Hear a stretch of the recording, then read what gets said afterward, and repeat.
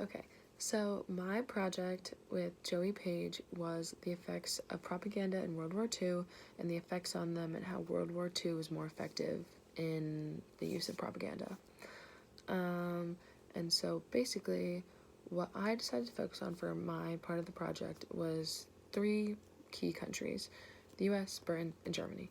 And with these three countries, I thought their ways of propaganda and how they used it and how they spread it and what they kind of stood for with propaganda were more effective than other countries. Not saying that other countries' propaganda was worse off, better off, anything like that. I just thought that these three countries were very influential in the process of propaganda. So with the US, basically starting from after Pearl Harbor, artists nationwide kind of had this similar mindset that we need to band together the nation and basically have a united home front going into the war. Because, some people were like, yeah, we should go into the war, maybe we shouldn't go into the war. But after Pearl Harbor, and then basically having a united front going into the war made it seem a lot better off. And so in this efforts with artists and stuff like that, President Roosevelt created the OWI. And the OWI was the Office of War Information. And basically the prime object of this office was spreading propaganda. This is, starting from posters to pamphlets, books, news articles. And then as time went on, this office got involved in Hollywood and was kind of the backbone of developing movies that were propaganda based. And so this office in the US kind of spearheaded propaganda, where any propaganda that the US was putting out came through this office. With Britain, radio broadcasts were the number one. Everyone had radio, not everyone had TV, so everyone kind of got their information through radio. Other than you could say word of mouth, but word of mouth obviously is not obviously most reliable. But radio broadcasts and, listening to anything that came over the radio, people got their information that way and they trusted that information. So in turn with this, Winston Churchill creates the PWE, and the PWE was the British Political Warfare Executive. And the prime object of this executive kind of office was to spread propaganda that damages enemy morale. So basically, anything damaging to France, Italy, Japan kind of came through because of this office, or this executive. And because of that, it, flipped the coin and basically saying that, okay, yeah, maybe that they're saying all these great stuff about them and their country and what they're doing, but at the same time, we're gonna damage what they actually are, and we're gonna beat them down and make them know that what they're doing is wrong and that they're not gonna be as successful as our side was. And then when it comes to Germany, it was a focus on national and military pride. Huge focus on that. There's no debating on that, that is the main focus with Germany. And so with Germany, what I found through my research I thought was really interesting, with Hitler and Joseph Goebbels, they were very close. Their relationship was well known. And so what Hitler found through a diary entry from Goebbels, it was quoted that Goebbels said, "The essence of propaganda consists in winning people over to an idea so sincerely, so vitally, that in the end they succumb to it utterly and can never again escape from it." And so from this, I kind of thought that because of what he said, it's 100% true. If you can spread propaganda and kind of get people on board and get people on your side and be consistent with it, then they're not gonna think otherwise. They're going to trust that propaganda. They're going to trust that opinion, and that will become the public opinion of all. And so with this, Hitler had established the Reich Ministry of Public Enlightenment and Propaganda. And the primary object of this ministry was a Nazi government agency, obviously because Hitler is manning this, and it is to enforce Nazi ideology. And through this ministry, it kind of made everything so much easier as to what they were doing with Jews especially, and that they could do this so much more easier because this is where their propaganda came from, and obviously Germany had a heavy focus on blaming the Jews for everything. And so then Hitler heads Joseph Goebbels of the Reich Ministry of Public Enlightenment and Propaganda.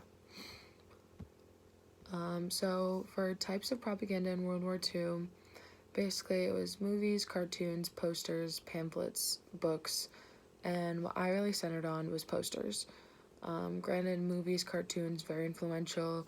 Movies, we have a German movie named the Eternal Jew, and the point of the movie, basically, like, synopsis was that it depicted Jews as manipulative and uncivilized.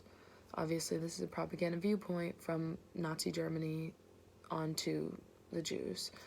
And then on top of that, we have a US movie that's called Why We Fight, and basically it's centered around focusing on the fact that Germany, Italy, and Japan were inhumane murderers. Obviously, this is another propaganda viewpoint from the US side because obviously they're not on the same side as these three. So yeah, I definitely took more of a focus on posters more than anything because, you know, seeing visuals really kind of ropes people in and just kind of sets the tone for everything. So my next slide goes into why propaganda. Like, why do we as a country or everyone in general around the world kind of look to propaganda and kind of focus on that when it comes to war especially? So basically it shapes public opinion. If you have, basically from reflecting on what Goebbels said, like if you get enough kind of exposure and that people really are consistent with it and they connect with the viewpoints that you're trying to make, then it will shape the public as a whole. And then also it's used to raise the morale of people at home and the ones fighting in the war. So you want propaganda, yes, that will go against the other side, but you want propaganda that is going to unite people on home front and raise the morale, because if you have a positive backbone from people at home that are supporting the war, the troops are going to have more of a will and want to stay in the war and fight and get what we're supposed to get. And also, on the other side of it, you want to make the enemy seem more destructive and harmful. Like, basically, you can talk about good propaganda, bad propaganda, and more so in Germany's perspective, they used it to highlight all the traits that they thought were bad about Jews, and they wanted to make them look bad, which obviously was a success for Germany in that sense. Also, it's used to decrease the morale of the opposing side, which goes again with one of the other options from before, that yeah, you want to raise the morale of people at home, but at the same time you want to decrease the morale of your opposing powers and opposing enemies. And then also on the other hand, you want to get the other side to oppose the war and lose faith in the war, because if you get those people, say like the United States comes up with propaganda that goes against Germany or goes against Italy, Japan, anything like that, and that it decreases the people that, like, the faith that people have in war and that they are opposed to war and say, hey, we shouldn't be doing this, then it takes a toll on the troops that are there in the first place fighting in the war. And then it kind of just builds off of World War I, that you want the propaganda to go from one place where it starts and then build off of it so that your strategies can become more effective.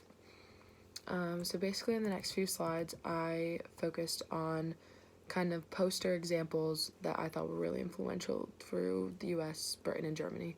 So we have a poster that's Defend Your Country. Basically, you know, Uncle Sam, he's got the bald eagle behind him, the flag behind him, and enlist in the United States Army. Very patriotic, kind of gets you going. You're like, okay, like I want to do this. Like I want to do this for my country. We have Rosie the Riveter, very influential from women at home that were kind of the backbone because they weren't involved in the physical aspect of war.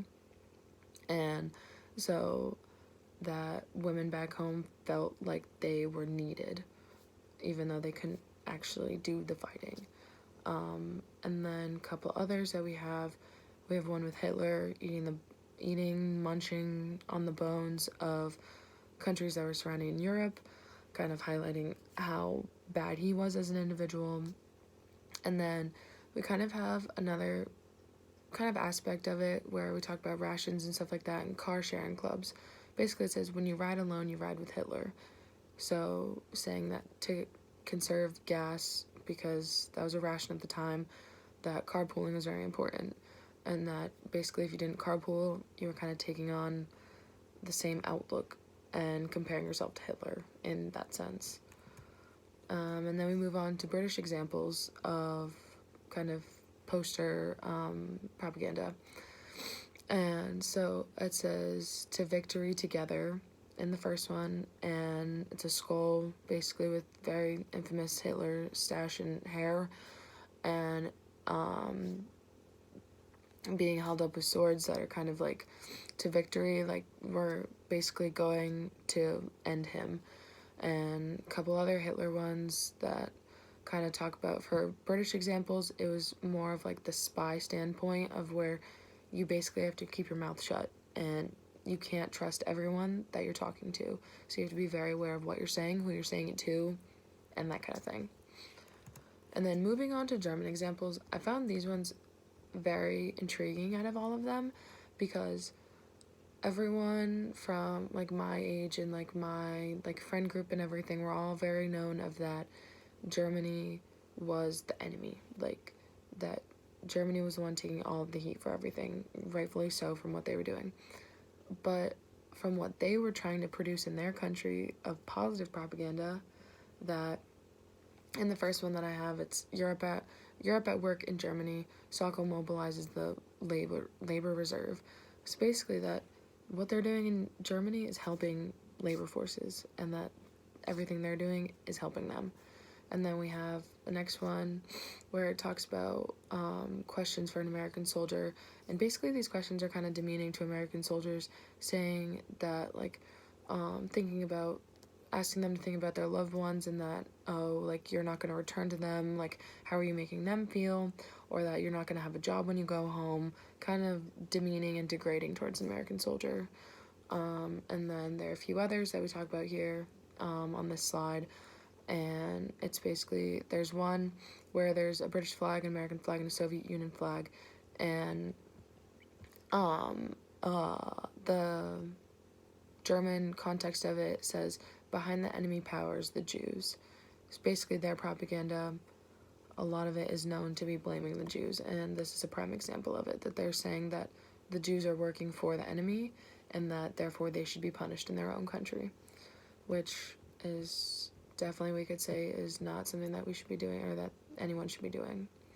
And then moving on to kind of conclude everything, World War II versus World War I effectiveness, that World War II was better at doing this. World War II just had the ability to reach more people, not even on top, like, with posters and radio, everything like that. They got it through film and cartoon.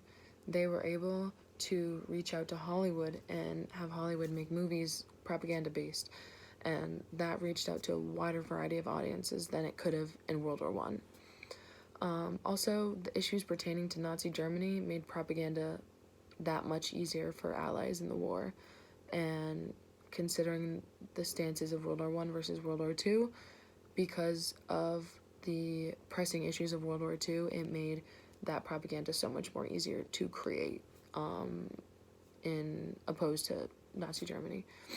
And then the ability to mass produce posters was a key factor in the public being educated with propaganda. So basically having the ability to get it out to the public and be like, hey, this is what we're saying, this is what we need everyone to kind of back behind, that made it so much more influential from World War I to World War II, because you go from being isolationist after World War I, you're like, okay, we don't want to go into World War II, but then after seeing all this propaganda, you're like, okay, like, yes, we should be in this war, and we need to be united in that we are going to stay in this war. And also the ability to learn from World War I and build off of the strategies that they used for propaganda. And that made it more effective for World War II, because you learn from your mistakes, or you learn from what you did good and what you did well and what you can work off of. So say, like, in their publishing strategies, they learned how to be more effective from World War I to World War II. Granted, time goes by and everything kind of works from there. And yeah, it's just tying it all together. World War II was very much more effective in the publication, distribution, and kind of unitedness of propaganda for World War II because of the circumstances that were going on.